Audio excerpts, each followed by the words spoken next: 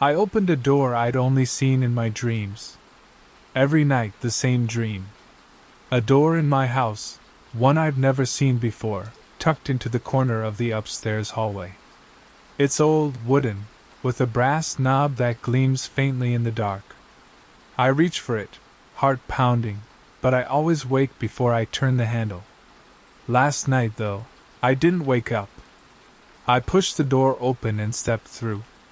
The air was cold on the other side, sharp like winter in a place that shouldn't know winter. My house is old, a creaking two-story thing I inherited from my grandmother, but it's never felt like this. The hallway I stepped into wasn't mine. The walls were wrong, too smooth, too pale, like they'd been carved from bone. The floor was soft under my feet, not like carpet, but like something living, pulsing faintly. I wanted to turn back, but the door was gone. Just a blank wall behind me, seamless, as if it had never been there. I walked forward because there was nothing else to do. The hallway stretched on, longer than my house could possibly contain. Doors lined the walls, each one different, some carved with strange symbols, others plain but heady, like they were holding something back. I didn't touch them. Something told me not to. The air grew colder the farther I went, and there was a sound, faint at first, like a whisper behind me. Not words, just a soft, constant murmur, like someone breathing too close to my ear. My grandmother used to tell me stories about the house. She'd sit me on her lap, her hands trembling slightly, and talk about things that didn't make sense to a kid. "This house remembers," she'd say, her voice low. "It holds on to things. People. Promises." I thought she was just old, her mind wandering. But in that hallway, her words came back, sharp and heavy. The murmur grew louder, and I swore I heard my name, spoken in a voice that wasn't human. It was too low, too stretched, like it was pulled from somewhere deep. I woke up gasping, my bedroom ceiling staring down at me. The clock said 3:17 a.m. My heart wouldn't slow down. I lay there, trying to shake the dream, but it clung to me like damp clothes. I got up, needing to move, to prove it was just my mind playing tricks. The hallway outside my room was normal. Wooden floor, faded wallpaper, the same 3 doors, my bedroom, the bathroom, the guest room. But as I stood there, my eyes caught on the corner. The empty corner. The one from my dream. There was nothing there. Of course there wasn't. Just a bare patch of wall where the hallway turned. I laughed, a shaky little sound, and went back to bed. But I didn't sleep. I kept seeing that door in my mind, the brass knob glinting. And I kept hearing my grandmother's voice. "It holds on to things." The next day, I couldn't focus. Work was a blur, emails, meetings, coffee that tasted like nothing. My coworker, Sarah, noticed. "You okay, Emma?" she asked, her brow furrowed. I nodded, mumbled something about not sleeping well. How do you tell someone you're haunted by a dream about a door? You don't. You just smile and hope they stop asking. That night, I didn't want to sleep. I stayed up, scrolling my phone, watching bad TV, anything to keep my eyes open. But exhaustion won. I dreamed again. The door was there, same as before, but this time I didn't hesitate. I turned the knob and stepped through. The hallway was the same, bone-white walls, pulsing floor. But the murmur was louder, closer, like it was coming from inside my head. I walked faster, past the strange doors, until I reached one at the end. It was plain, wooden, like the one I'd entered through. But it had no knob. Just a smooth surface, and carved into it was my name. Emma. I touched the carving, my fingers trembling. The wood was warm, like skin. The murmur stopped. Silence pressed in, heavy, like water in my ears. Then the door opened. Not outward, not inward. It just dissolved, and I was staring into darkness. Something moved in it. Something tall, too tall, it's shaped wrong, like it was made of shadows that didn't fit together. It reached for me, and I screamed. I woke up standing in my hallway. Not in bed. In the hallway, in front of the corner. My hands were shaking, my pajamas damp with sweat. The wall was bare, but I couldn't stop staring. I reached out, half expecting the air to ripple, to reveal the door. It didn't. But my fingers felt something, a faint warmth, like the wood in my dream. I yanked my hand back. I haven't slept since. I'm writing this now, sitting in my kitchen, the lights on, the clock ticking toward dawn. I keep glancing at the hallway, half expecting to see it. The door. The one that doesn't exist. But I know it's there. Somewhere in this house, it's waiting. And I'm terrified that next time, I won't wake up.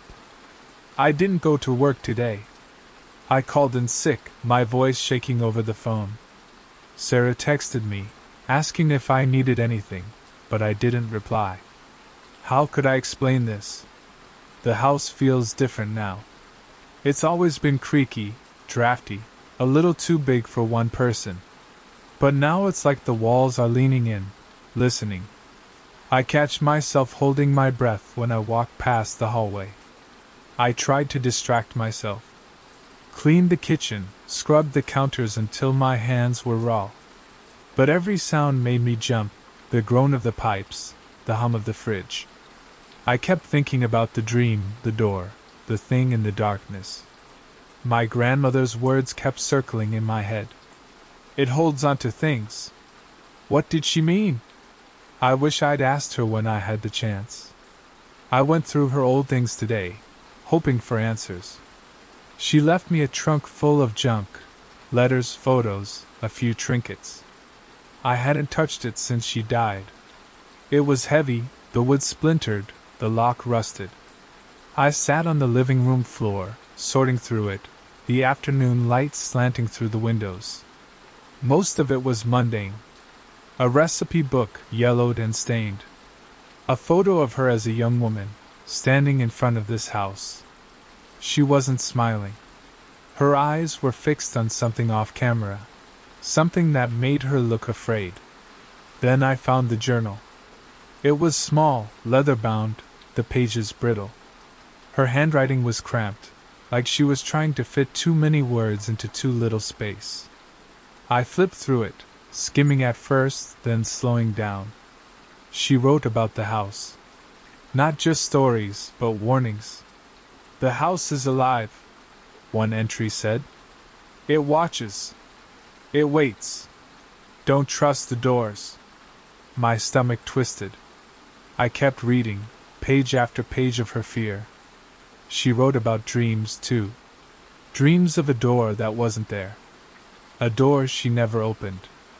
I slammed the journal shut. My hands were trembling again. I wanted to call someone, anyone, but who would believe this? I barely believed it myself. I put the journal back in the trunk and locked it. But the words stayed with me. The house is alive.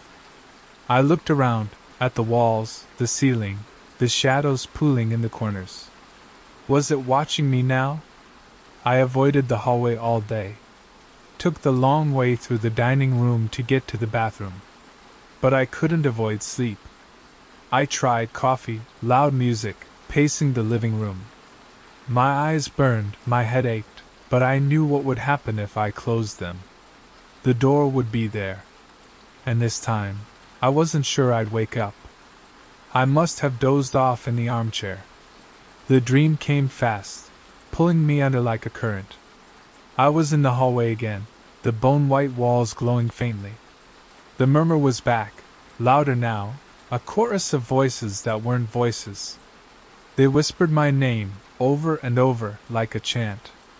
I walked, my feet sinking into the pulsing floor. The doors along the walls were open now, just slightly, and things moved behind them. Shadows, shapes, too quick to see clearly. I kept my eyes on the end of the hallway, where the door with my name waited. It was different this time. The carving of my name was deeper, jagged, like someone had clawed it into the wood. I didn't touch it. I didn't have to. The door opened on its own, slow, creaking, revealing the same darkness. The thing was there, closer now. Its shape was clearer. Too many limbs, too many angles, like it was folded wrong. It didn't move, but I felt it watching me. Its eyes, if it had eyes, burned into me. I couldn't breathe. I couldn't scream. I woke up in the hallway again. Not the armchair. The hallway, standing in front of the corner. My bare feet were cold on the floor. The wall was blank, but I swear it felt different, like it was thinner, softer, like it could give way if I pushed. I backed away, my heart hammering. I grabbed my phone, my keys, my coat. I thought about leaving, driving somewhere, anywhere. But where would I go? This is my house. My grandmother's house. It's all I have. I'm in the kitchen now, writing this. The journal is on the table, unopened. I don't want to read it again, but I know I will. I need to know what she knew, what she was afraid of. The house is quiet, but it's not empty. I feel it, the weight of it, like eyes on my back. The hallway is just beyond the door. I haven't looked at it in hours. I don't want to. But I know it's there. And I know, somehow, that it's waiting for me to find it. I read the journal again. I didn't want to, but I couldn't stop myself. It was like the house was pushing me toward it, urging me to understand. My grandmother's words were worse than I remembered.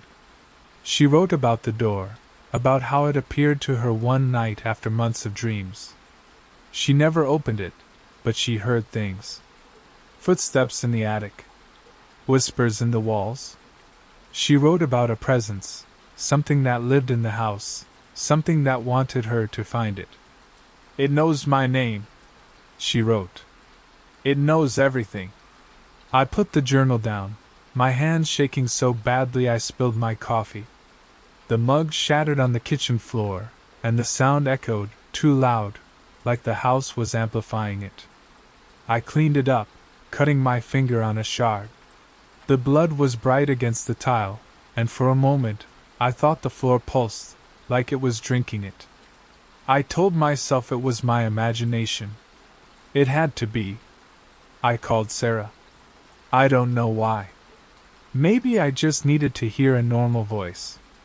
She picked up on the second ring, cheerful, oblivious. Emma! You feeling better? I tried to keep my voice steady, told her I was fine, just tired. But she heard something, because she asked if she could come over. I said no too quickly. I didn't want her here. Not in this house. Not now.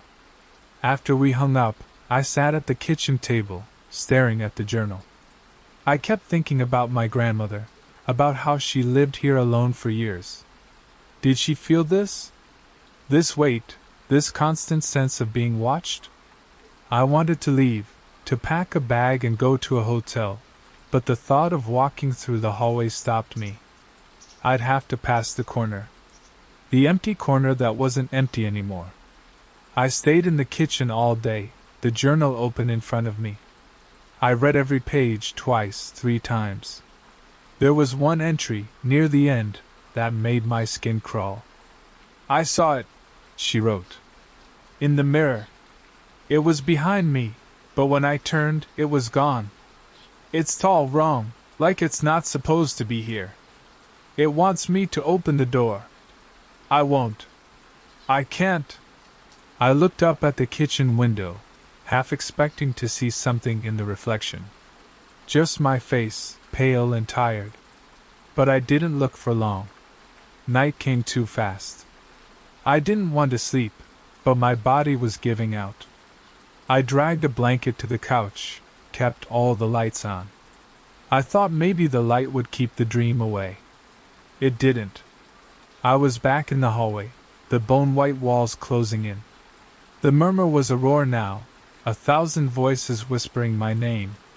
The doors along the walls were wide open, and things stood in them. Not people, not animals, just shapes, watching me. I ran, my feet sinking into the floor, toward the door with my name. It was open already. The darkness beyond it was alive, shifting, like water made of shadows. The thing was there, closer than ever. Its shape was almost human now, but too tall, too thin, its limbs bending wrong.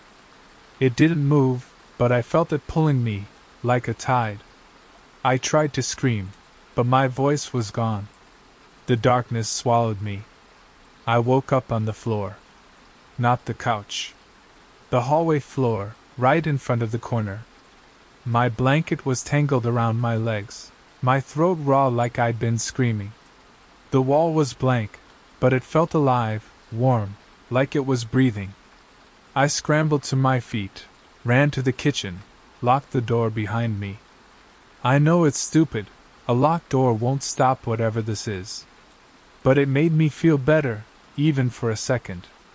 I'm writing this now, my hands still shaking. The journal is next to me, open to that last entry. I keep reading it, hoping I miss something, some clue about how to stop this. My grandmother never opened the door, and she lived. Maybe that's the answer. Don't open it. Don't look for it. But I don't know if I can stop myself. The house wants me to find it. I feel it, every second, like a pull in my chest. The corner is waiting. The door is waiting.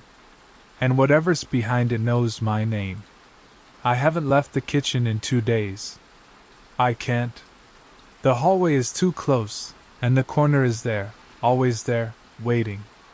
I've dragged a chair against the door, piled books on it, like that'll keep anything out. It's ridiculous, but it's all I've got. The journal is still on the table, pages curling at the edges.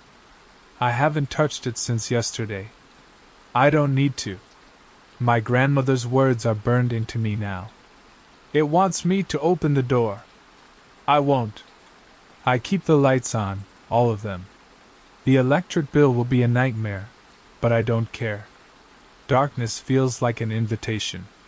I've been eating cereal, canned soup, whatever's in the pantry. I haven't showered. I'd have to go through the hallway to get to the bathroom, and I'm not doing that. Not after last night. I fell asleep at the table, my head on my arms. The dream was different this time. No hallway, no bone-white walls. Just the corner, right in front of me, but it wasn't empty. The door was there, real, solid, the brass knob shining like it was lit from within. I didn't move, didn't breathe, but the knob turned on its own.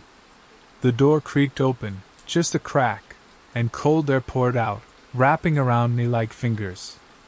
I saw it then, the thing. It was closer than ever, its shape almost clear. It had a face, or something like one, but it was wrong, like a mask that didn't fit. It smiled. I felt it, even if I couldn't see it clearly. It smiled, and it said my name. I woke up screaming, the chair toppled over, books scattered on the floor. The kitchen door was still locked, but I swore I heard something on the other side, a soft scrape, like nails on wood. I didn't move for an hour, just sat there, listening, waiting for it to happen again. It didn't. But I know I heard it. I called Sarah again today. I don't know what I was thinking. Maybe I just needed to hear someone real, someone outside this house. She sounded worried, kept asking if I was okay. I lied, said I had a cold, said I'd be fine. She offered to bring soup, and I almost laughed. Soup. Like that could fix this. I told her no, hung up before she could push. I feel bad, but I can't let her come here. This house isn't safe. I keep thinking about my grandmother. She lived here for decades, alone, after my grandfather died. How did she do it? How did she sleep, knowing what she knew? I found a photo of her in the trunk, one I missed before. She was standing in the hallway, right by the corner. Her face was pale, her eyes wide, like she was seeing something I couldn't. There was nothing in the photo, just the wall, but I keep looking at it, trying to see what she saw. I'm so tired. I haven't slept properly in days, just little snatches before the dreams pull me under. I'm starting to see things, even when I'm awake. Shadows that move too slowly. Reflections in the window that don't look like me. I caught myself staring at the kitchen door earlier, wondering if I should open it, if I should just go look. Maybe the door is there now. Maybe it's always been there, and I'm just seeing it for the first time. I won't look. I won't. But it's hard. The house feels alive now, more than ever. The walls creak when they shouldn't, the air feels heavy, like it's pressing down on me. I keep hearing my name, not loud, not clear, just a whisper at the edge of my hearing. I tell myself it's the wind, the pipes, anything but what I know it is. I'm writing this to stay awake. To keep my hands busy. To keep my mind from wandering to the hallway, to the corner, to the door. I don't know what to do. I could leave, but where would I go? This is my home. My grandmother's home. She stayed, and she survived. Maybe I can too. But I don't know if I'm strong enough. The journal said she never opened the door. I have to hold on to that. I have to believe it's enough. But the corner is calling me. I feel it, every second, pulling me closer. And I'm so tired. I don't know how much longer I can fight it. I couldn't stay in the kitchen forever. I knew that. The chair, the books, the locked door, it was all just a game, a way to pretend I had control. But the house doesn't care about locks. It doesn't care about what I want. It's been 3 days since I left the kitchen, and I'm standing in the hallway now, staring at the corner. The door is there. I see it, clear as day, the brass knob glinting in the dim light. It's not a dream. It's real. I don't know when I gave up. Maybe it was last night, when I heard the whisper again, louder, clearer, saying my name over and over. Maybe it was when I looked at my grandmother's photo and saw something new, a shadow in the corner, faint, but there, like it had been waiting for me to notice. Or maybe it was just the exhaustion, the weight of fighting something I can't understand. I'm so tired. I just want it to be over. I tried to call Sarah one last time. I wanted to tell her something, anything, so someone would know. But my phone wouldn't work. No signal, no bars, just a blank screen. I laughed when I saw it, a sharp, ugly sound. Of course. The house doesn't want me to talk. It wants me here, with it alone. I walked to the corner this morning. I didn't plan to. My feet just moved, like they knew where I was going before I did. The wall was blank at first, just like always. But as I stood there, staring, it changed. The air shimmered, like heat rising from pavement, and the door appeared. Wooden, old, the brass knob shining. My name was carved into it, deep and jagged, like in the dream. I didn't touch it. Not yet. I went back to the kitchen, tried to write this down, to make sense of it. But the words felt empty. What's the point? No one's going to read this. No one's coming to help. I'm alone in this house, and it's not my house anymore. It's something else, something alive, something that knows me better than I know myself. I keep thinking about my grandmother. She never opened the door, and she lived. But she was afraid, every day, every night. I found another entry in her journal, tucked into the back, written in a shaky hand. It's not just a door, she wrote. It's a threshold. It wants you to cross it. If you do, you don't come back. I don't know what that means. I don't know if I believe it. But I feel it, the pull, the need to know what's on the other side. I'm back in the hallway now. The door is still there, waiting. I haven't touched it, but I know I will. I can feel the house watching me, the walls breathing, the floor pulsing under my feet. The whisper is constant now, my name echoing in my head, in the air, everywhere. I'm not scared anymore. Not really. I'm just tired. I want to know. I want to understand. My hand is on the knob. It's warm, like it's alive. The wood is smooth under my fingers, the carving of my name rough against my palm. I'm going to open it. I have to. I don't know what's on the other side, but I know it's been waiting for me. Maybe it's been waiting for years, for my grandmother, for me, for anyone who'd listen. I'm listening now. The knob turns. It's easy, too easy, like it wants to be opened. The door swings inward, slow, silent. The darkness beyond is thick, moving, alive. I see it now, the thing, standing just beyond the threshold. Its tall wrong, its face a blur of shadows. It's smiling. I know it is. It says my name, one last time, and I step forward. I'm not afraid. Not anymore. The door is closing behind me, and the darkness is warm, like a blanket, like a home. I don't know what happens next. I don't know if I'll come back. But I'm here, and the house is happy. I can feel it. It's been waiting for this, for me, for so long. And now I'm home. Don't yell. The wind howled outside, rattling the windows of the old house on Merrow Lane.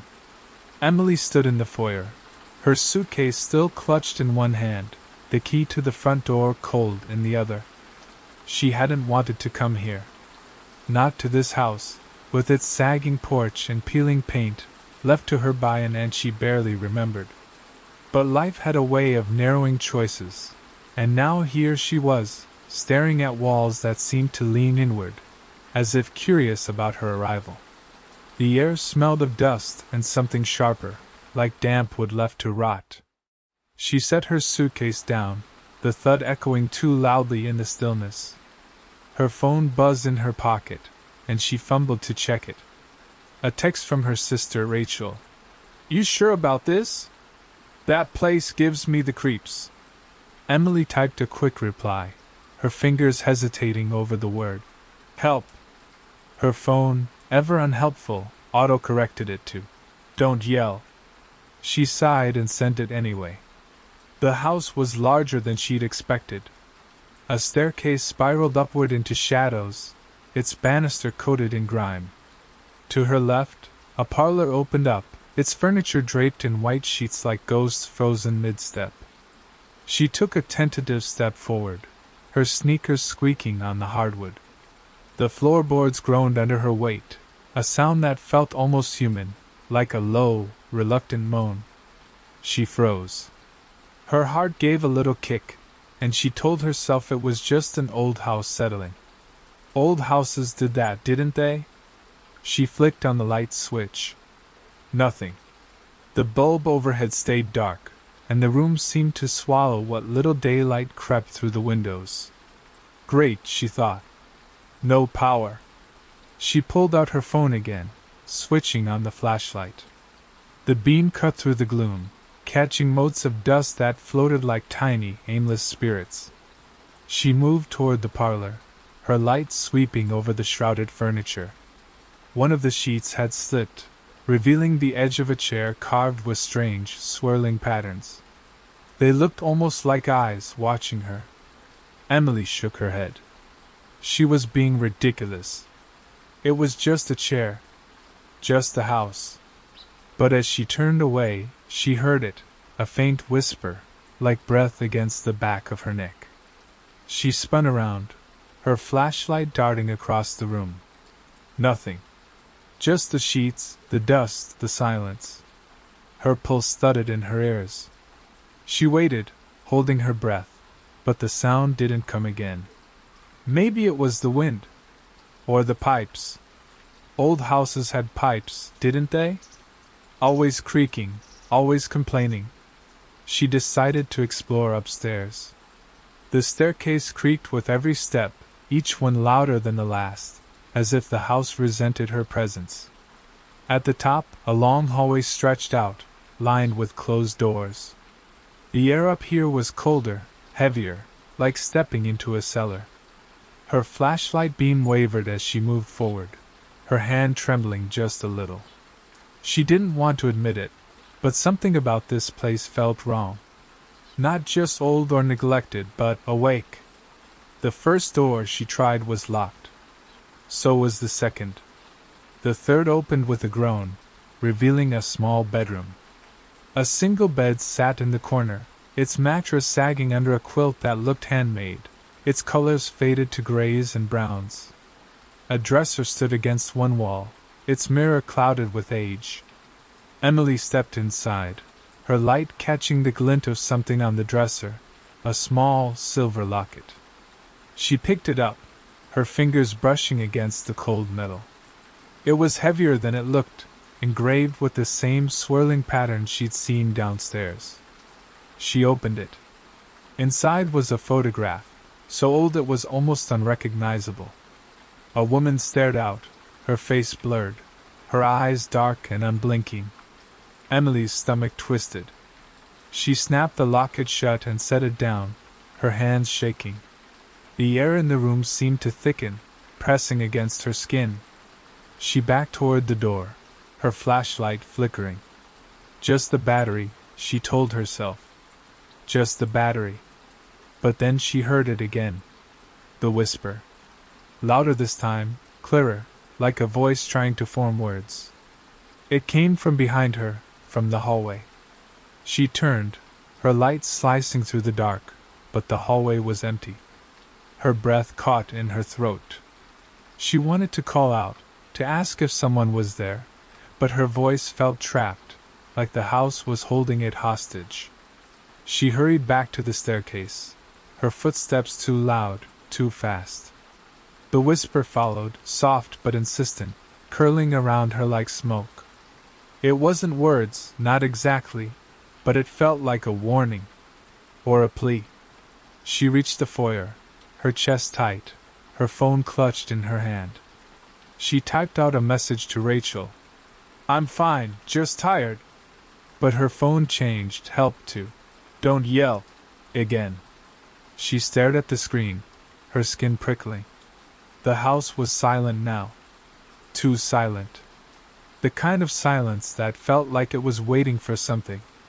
Emily grabbed her suitcase and stepped outside, locking the door behind her. The wind had stopped, and the air was still, heavy with the promise of a storm. She glanced back at the house. The windows stared down at her, dark and unyielding, like eyes that never blinked. She'd come back tomorrow. In the daylight. When things made sense. Morning came slowly, the sun struggling through a sky thick with clouds. Emily stood on the porch of the house on Merrow Lane, her breath visible in the chilly air. She'd slept poorly, her dreams tangled with whispers and blurred faces. The locket from the bedroom was still in her pocket, its weight a constant reminder of yesterday. She didn't know why she'd kept it. She didn't want to think about it. The key turned in the lock with a reluctant scrape. The door swung open, and the same musty smell greeted her, sharper now, like the house had been holding its breath overnight. She stepped inside, her boots echoing in the foyer. The silence was different today, heavier, like it was watching her. She shook off the thought. It was just the house. Just wood and plaster and time. She decided to try the kitchen first. The hallway to the right led her past the parlor, where the sheets still hung over the furniture like forgotten ghosts. The kitchen was small, its cabinets warped, the sink stained with rust. A single window let in a sliver of gray light, barely enough to see by. She opened a cabinet, finding nothing but dust and a cracked teacup. The next one held a stack of yellowed papers, recipes, maybe, or letters. She didn't look too closely. Something about them felt private, like they weren't meant for her eyes. Her phone buzzed. Another text from Rachel. You okay? That place still creepy? Emily typed a reply, her fingers fumbling. It's fine, she wrote, but her phone changed help to don't yell again. She frowned, staring at the screen. Was it broken? She didn't have time to deal with it now. She shoved the phone back in her pocket and moved to the sink, turning the faucet. A low groan echoed through the pipes, but no water came. Of course. She turned to leave, but something caught her eye, a door in the corner, half hidden behind a sagging curtain. It was smaller than the others, its paint chipped to reveal dark wood underneath. She hesitated, her hand hovering over the knob. The air felt colder here, like a draft that didn't move. She opened the door, and a narrow staircase descended into darkness. A basement. Her stomach twisted. She didn't like basements. Never had. Her flashlight beam barely reached the bottom. The steps were steep, uneven, the kind that could trip you if you weren't careful. She took a deep breath and started down, each step creaking under her weight. The air grew thicker, damp, like breathing through a wet cloth. At the bottom, the basement opened into a low-ceilinged room, its walls lined with shelves. Jars sat on them, their contents cloudy, unidentifiable. She didn't want to know what was inside. In the center of the room was a table, old and sturdy, its surface scratched with those same swirling patterns from the chair and the locket. Her fingers brushed the locket in her pocket, and a chill ran through her. The whisper came again, soft at first, then louder, like a voice trying to break free. It wasn't coming from the room, she realized. It was coming from inside her head. Her flashlight flickered, and she gripped it tighter. Just the battery. Just the battery. But the whisper didn't stop. It grew, forming shapes that weren't quite words, like a song you couldn't quite remember. She backed toward the stairs, her heart pounding. Something moved in the corner of her vision, a shadow, quick and fleeting, like a figure slipping out of sight. She spun, her light catching nothing but the jars, their contents glinting dully. She was alone. She had to be. The whisper shifted, becoming a low hum, almost soothing, but it made her skin crawl. She climbed the stairs, faster than she meant to, her breath ragged. At the top, she slammed the door shut, her hands shaking. The hum stopped, but the silence that followed was worse. It pressed against her, heavy and expectant, like the house was waiting for her to make a mistake. She hurried back to the foyer, grabbing her coat. She needed air, needed to think. Outside, the clouds had thickened, the air sharp with the threat of rain. She locked the door and stepped onto the porch, her fingers brushing the locket again. She pulled it out, staring at the swirling patterns. They seemed to move, just for a moment, like they were alive. Her phone buzzed again. Rachel's name lit up the screen. Call me, the text read. Emily tried to reply, typing, I need help, but it changed to, don't yell. She stared at the words, her chest tight. The house loomed behind her, its windows dark, its silence louder than any sound. She wouldn't go back inside. Not today. Maybe not ever. Emily sat in her car, parked a block away from the house on Merrow Lane. The locket rested on the passenger seat, glinting faintly in the dim morning light. She hadn't meant to take it with her yesterday, but her fingers had closed around it as she fled, like it wanted to come along. Now, staring at it, she felt a tug, subtle but persistent, like a child pulling at her sleeve. She didn't like it. Not one bit. The town was quiet, its streets lined with small shops and houses that looked too cheerful compared to the one she'd inherited. She'd driven here to clear her head, to find a cafe or somewhere normal, Somewhere the air didn't feel like it was watching her. The locket, though, she hadn't left it behind. She couldn't. Every time she thought about tossing it, her stomach knotted, and her hands stayed still. She found a cafe, a cozy place with mismatched chairs and the smell of burnt coffee. The barista, a young woman with a nose ring, gave her a curious look as she ordered. "You're new here," the barista said, not a question. Emily nodded, forcing a smile. She didn't want to talk about the house. Didn't want to talk about the locket either, but it sat heavy in her pocket, like it was listening. She settled at a corner table, her coffee steaming in front of her. The cafe was half empty, just a few locals chatting softly. She pulled out her phone to text Rachel, but the screen froze, the words, "Don't yell," staring back at her from yesterday's message. She tried again, typing, "I'm okay," but her fingers felt clumsy, like they weren't her own. The locket seemed to grow warmer in her pocket, though she told herself it was just her imagination. A man at the next table glanced her way. He was older, his face weathered, his eyes sharp. "You staying at the Marrow house?" he asked, his voice low, like he didn't want anyone else to hear. Emily froze. How did he know? She hadn't mentioned it. Hadn't even said the name of the street. She nodded, her throat tight. "It's got a history," he said, leaning closer. His voice was calm, but there was something in his eyes, fear, maybe, or pity. "People don't stay long. Not in that house."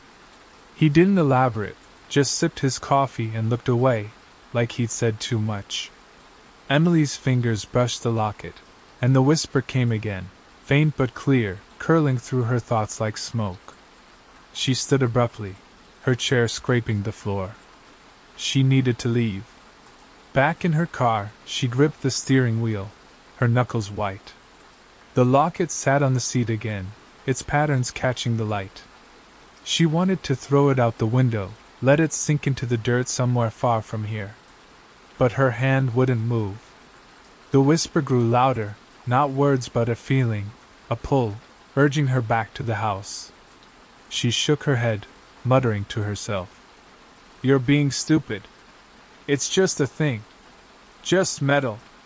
She drove back, the road to Marrow Lane winding through trees that seemed to lean closer as she passed. The house came into view, its windows dark, its roof sagging like a tired old man. She parked and sat there, staring at it. The locket was in her hand now, though she didn't remember picking it up. She opened it, the photograph inside clearer today, the woman's face sharper, her eyes almost alive. Emily's breath caught. The woman looked like her. Not exactly, but close enough to make her skin crawl. She stepped out of the car, the locket clutched tight. The air was colder now, the clouds heavier, like the sky was holding its breath. She unlocked the door and stepped inside, the familiar smell of dust and rot greeting her. The whisper was louder here, echoing in the foyer, bouncing off the walls. It wasn't in her head anymore. It was real, coming from upstairs, from the hallway with the locked doors. She climbed the stairs, her legs heavy, like she was wading through water. The whisper grew, forming words she couldn't quite catch, like a conversation just out of reach. At the end of the hallway, one of the locked doors was open now, just a crack. She hadn't left it that way. She was sure of it. Her flashlight beam shook as she pushed the door open, revealing another bedroom, this one larger, its walls papered in a faded floral pattern. A mirror hung on the far wall, its surface cloudy but unbroken. She stepped closer, her reflection distorted, her face blending with the woman's from the locket. The whisper stopped. The silence was worse, heavy and suffocating, like the house was holding her in place. She tried to back away, but her feet wouldn't move. Her phone buzzed in her pocket, but when she looked, the screen was blank, except for two words. "Don't yell." Emily stood frozen in the bedroom, the mirror's cloudy surface holding her reflection like a trap. Her face looked wrong, too pale, too sharp, like it belonged to someone else. The locket burned in her hand, though it wasn't hot, not really. It was something else, something deeper, like it was pulling at her bones. The silence in the house was thick, pressing against her ears, broken only by the faint hum of the whisper, now so soft it was barely there. She forced herself to step back, her sneakers scuffing the dusty floor. The mirror let her go, but her reflection seemed to linger, just a second too long. She didn't look again. She couldn't. Her phone buzzed again, and she fumbled it out of her pocket, her hands shaking. The screen was still blank, those two words. "Don't yell," glowing faintly. She tried to turn it off, but the button wouldn't work. The screen stayed on, unblinking, like the house itself. She needed to get out. The thought was loud, urgent, but her legs felt heavy, like the floor was gripping her. She turned toward the door, but the whisper came again, louder now, coming from the mirror.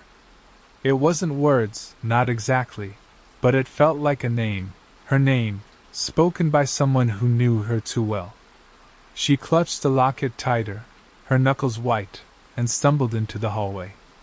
The air was colder here, sharp enough to sting her lungs. The other doors were still closed, their knobs dull and tarnished, but one at the far end was open now, wider than before. She hadn't touched it. She was sure she hadn't. Her flashlight beam wavered as she approached, the light catching the edge of something inside, a wardrobe, its doors ajar, its interior dark as a mouth. She didn't want to look, but her feet moved anyway, drawn forward like a moth to a flame. Inside the room, the air was heavier, thick with the smell of old cloth and something sweeter, like decay. The wardrobe loomed, its wood carved with those same swirling patterns, now familiar, now terrifying. She reached out, her hand trembling, and pulled the door open. Clothes hung inside, moth-eaten and faded, but beneath them was something else. A box, small and wooden, its lid engraved with the same patterns. Her fingers brushed it, and the whisper surged, filling her head with a sound like rushing water. She opened the box. Inside was a bundle of letters, their paper brittle, their ink faded but readable. She pulled one out, her hands unsteady, and scanned the words. They were written to someone named Margaret, the handwriting elegant but hurried, as if the writer was afraid. "The house knows," one letter read. "It sees everything. Don't open the locket." Emily's breath caught. She looked at the locket in her hand, its metal warm now, almost pulsing. The whisper changed, becoming a low laugh, soft and cold, like it was amused by her discovery. She dropped the letter, the paper fluttering to the floor. The wardrobe seemed to lean closer, its shadows deeper, like it was breathing. She backed away, her flashlight flickering again, the beam weak and unsteady. The room felt smaller now, the walls closer, the ceiling lower. She turned to run, but the door was shut. She hadn't closed it. She yanked at the knob, her heart pounding. It wouldn't budge. The whisper grew louder, wrapping around her, filling the room with a sound like wind through bare trees. She banged on the door, her fists aching, but the sound was swallowed, like the house was eating it. Her phone buzzed again, and she glanced at it, the screen now showing a single word. "Stay." Panic clawed at her chest. She kicked the door, hard, and it gave way, swinging open with a groan. She stumbled into the hallway, her breath ragged, her flashlight barely working. The house was darker now, the windows dim, like the day had given up. She ran for the stairs, the locket still in her hand, its weight heavier than ever. The whisper followed, not behind her but everywhere, like the house itself was speaking. She reached the foyer, her chest heaving. The front door was there, so close, but her hand hesitated on the knob. The locket burned, and the whisper was clear now, a single word repeated over and over. Mine! She yanked the door open and ran outside, the cold air hitting her like a slap. The house loomed behind her, its windows dark, its silence louder than the whisper. She didn't look back. She couldn't. The locket was still in her hand, and she didn't know why she hadn't dropped it. She climbed into her car, her hands shaking so badly she could barely start the engine. The road stretched out ahead, empty and gray, leading away from Marrow Lane. But the whisper followed, faint but there, like a promise. Emily drove until the house on Marrow Lane was just a speck in her rearview mirror. The locket sat on the passenger seat, its silver glinting like an eye that wouldn't close. Her hands gripped the steering wheel, her knuckles pale, her breath uneven. The whisper hadn't stopped. It was softer now, a murmur under her thoughts, but it was there, like a guest who wouldn't leave. She didn't know where she was going. Just away. Far away. The town blurred past, its cheerful houses and neat lawns a stark contrast to the weight in her chest. She pulled into a gas station, the fluorescent lights harsh against the gray sky. Her phone buzzed again, and she hesitated before checking it. Rachel's name, but the message was just one word. Run. Emily stared at it, her stomach twisting. She hadn't sent a message to Rachel since the cafe. Hadn't said anything about running. Her phone changed help to "Don't yell" again, and she threw it onto the seat, her hands shaking. She needed to think. Needed to make sense of this. The locket, the letters, the whisper, they were connected, weren't they? She picked up the locket, its metal warm, almost alive. She opened it, the photograph inside clearer than ever. The woman's face was hers now, no mistake about it. The same eyes, the same jawline, the same faint scar above her eyebrow from when she was a kid. Her breath caught, and the whisper laughed, low and soft, like it knew something she didn't. She shoved the locket into her pocket and got out of the car. The gas station was quiet, just a clerk inside, flipping through a magazine. She walked to the edge of the lot, the air cold and sharp, the sky heavier now, like it was about to crack open. She wanted to throw the locket into the ditch, let it sink into the mud and be done with it. But her hand wouldn't move. It felt glued to her pocket, like the locket was part of her now. A car pulled up, its headlights cutting through the dusk. The man from the cafe stepped out, his face grim. "You didn't listen," he said, his voice low, almost swallowed by the wind. Emily stepped back, her heart racing. "What do you mean?" she asked, her voice barely a whisper. He glanced at the locket, his eyes narrowing. "That house doesn't let go," he said. "And neither does that thing you're carrying." He didn't explain. Just got back in his car and drove off, leaving her standing there, the locket heavy in her pocket. The whisper came again, clearer now, forming words she couldn't ignore. "Come back." It wasn't a request. It was a command, pulling at her like a tide. She shook her head, muttering to herself, trying to drown it out. But it was louder now, insistent, like a child demanding attention. She got back in her car, her hands trembling as she started the engine. The road to Marrow Lane was the only one she could think to take. Not because she wanted to, but because it felt like the house was calling her, like it had always been calling her. The locket pulsed in her pocket, warm and heavy, like a second heartbeat.